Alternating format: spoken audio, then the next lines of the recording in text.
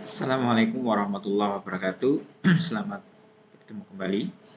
Hari ini kita akan belajar tentang hukum kolom ya. Sebelum kita belajar tentang hukum kolom, kita akan mencoba mengingat kembali salah satu hukum yang terkait dengan gaya gravitasi ya, yang ditemukan oleh Newton. Jadi Newton mengamati ketika ada objek ya, ketika ada objek ya, misalnya ini objek yang pertama, ini misalnya memiliki massa M1, kemudian ada objek lain, ya katakanlah dia memiliki massa M2, maka antara kedua buah objek tersebut atau dua benda tersebut akan timbul gaya tarik menarik ya, akan timbul gaya tarik menarik di antara kedua objek tersebut. Ini seperti halnya kalau misalnya antara matahari dengan bumi. Dan gaya atau besarnya gaya ya, besarnya gaya yang timbul antara kedua objek tersebut, ini besarnya ternyata merupakan perkalian antara besarnya massa objek yang pertama dengan massa objek yang kedua dibagi dengan jarak. Seandainya ini kedua objek itu terpisah jarak r misalnya, maka ini akan sebanding dengan besarnya gaya tadi berbanding terbalik dengan r kuadrat dikalikan tentunya dengan suatu konstanta. Nah, ketika mengamati ini, kita punya kemiripan sebenarnya ketika akan kita bahas tentang hukum kolom. Kolom juga mengamati antara interaksi muatan. Hanya saja muatan ini kita tahu ada muatan positif dengan muatan negatif. Jadi ketika ada muatan positif dengan muatan negatif, ini ketika muatan positif kemudian muatan positif negatif ini didekatkan katakanlah. Jadi ini antar kedua muatan tersebut juga akan timbul gaya. Jadi ini kolom juga mengamati muatan positif ini akan saling tertarik ya, saling tarik menarik antara muatan negatif. Muatan positifnya tertarik dan muatan negatifnya juga tertarik. Kalau misalnya muatan tersebut jenisnya sama, katakanlah ini muatannya positif, kemudian yang di sini juga positif. Ternyata antara kedua muatan itu timbul gaya juga, tetapi gaya yang timbul itu gaya tolak menolak. Jadi gaya yang timbul adalah gaya tolak menolak di antara kedua muatan tersebut. Ya.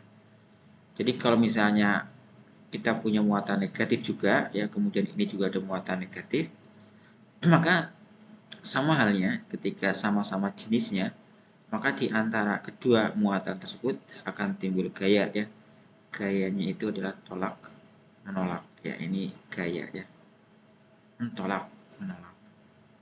Nah, dari fenomena ini kemudian kolom ini mirip-mirip juga dengan Newton itu menentukan besarnya gaya yang timbul antara kedua muatan ini.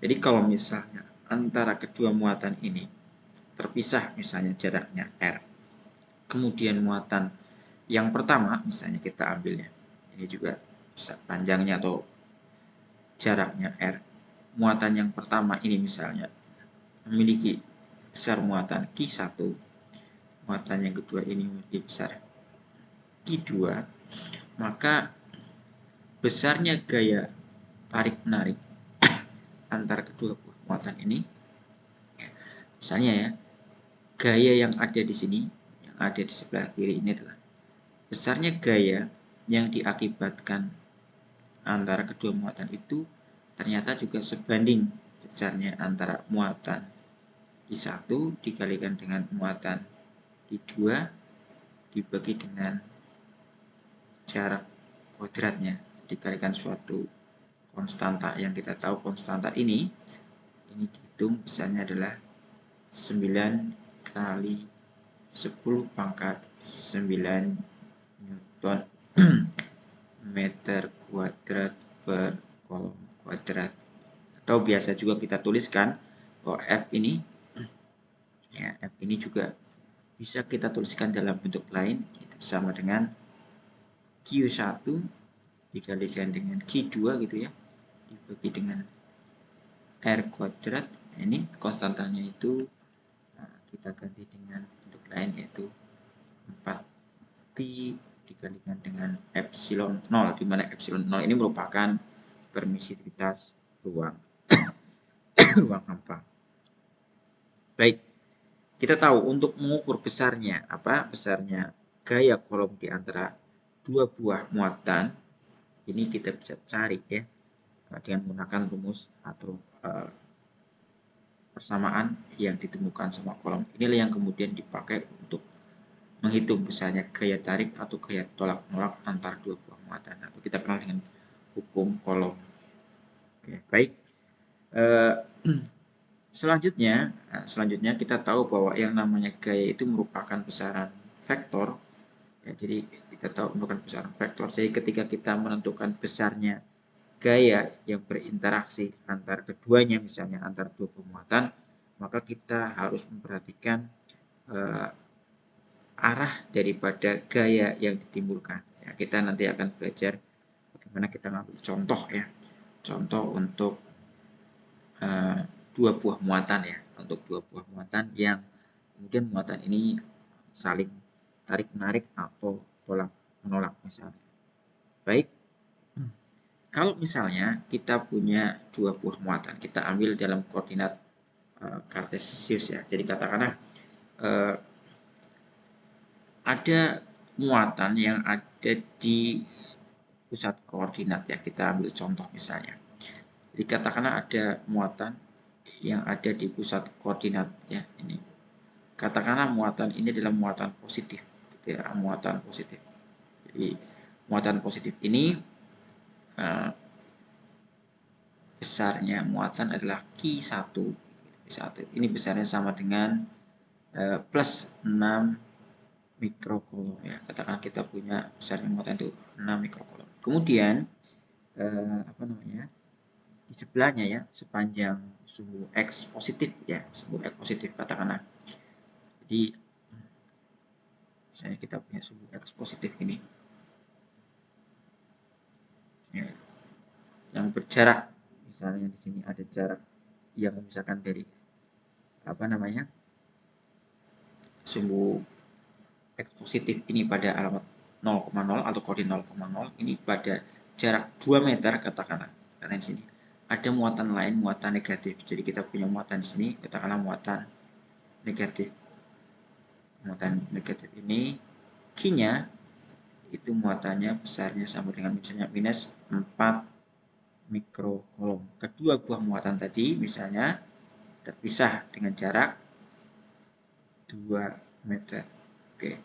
Kemudian kalau misalnya kita ditanya berapakah besarnya gaya yang timbul pada muatan kedua akibat muatan yang pertama. Kalau ada pertanyaan, berapakah gaya yang timbul ya, pada muatan kedua akibat muatan pertama? Bagaimana caranya? Pertama-tama kita menggambarkan vektornya. Jadi ketika kita tahu bahwa Q1 dan Q2 itu berbeda tanda, maka tentunya antar keduanya akan terjadi gaya tarik. Jadi muatan pertama ini akan tertarik oleh muatan kedua. Jadi akan ada gaya ya, akan ada gaya tarik. Jadi di sini ada gaya, yaitu gaya pada muatan pertama akibat muatan kedua. Arahnya itu ke kanan. Kemudian pada muatan kedua itu ada juga gaya. Karena dia berbeda jenisnya, maka Q2 ini akan tertarik ya. Akan tertarik ke arah kiri. Jadi ini ada gaya pada muatan kedua akibat muatan pertama. Baik. Kalau kita sudah tahu seperti ini, maka kita bisa menentukan besarnya. Sekarang kita mulai masuk ke besarnya F. Besarnya F 2,1. Biasa kita tuliskan seperti ini menggunakan absolut, ini boleh. F21 itu adalah K dikalikan dengan muatan 1 dikalikan dengan muatan 2 dibagi jarak antara muatan 1 dengan muatan 2 dikuadratkan. Kan begitu ya. Jadi besarnya F yang terjadi pada muatan kedua akibat muatan pertama, kita bisa cari menggunakan rumus ini. Kita coba masukkan F sama dengan, ini besarnya kita cari, K. 9 kali 10 pangkat 9. Nah, di satunya adalah 6 mikrokolom, berarti 6 kali 10 pangkat min 6. Kemudian di sini ada Q2, Q2-nya berapa? Minus ya. Untuk menentukan besarnya kita tidak usah masukkan negatifnya. Negatif tadi nanti kita pakai untuk menentukan arahnya. Ya, negatif positif tadi kita pakai untuk menentukan arah vektor daripada gaya. Tetapi untuk menentukan besarnya kita langsung masukkan nilainya 4 kali 10 pangkat min 6.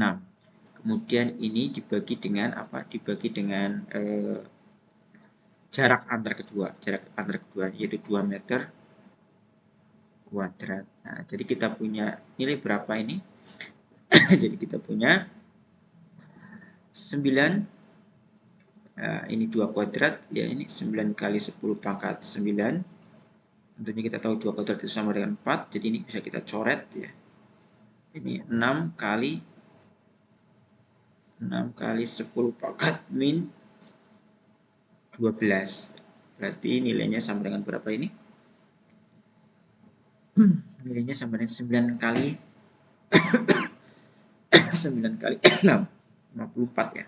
Berarti ini sama dengan 54.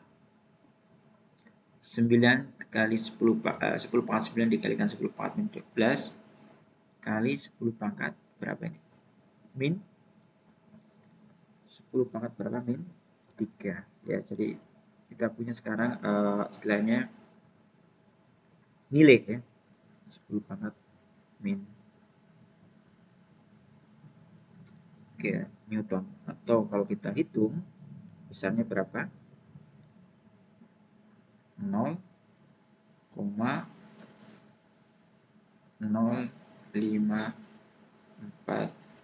Newton. Ini besarnya ya.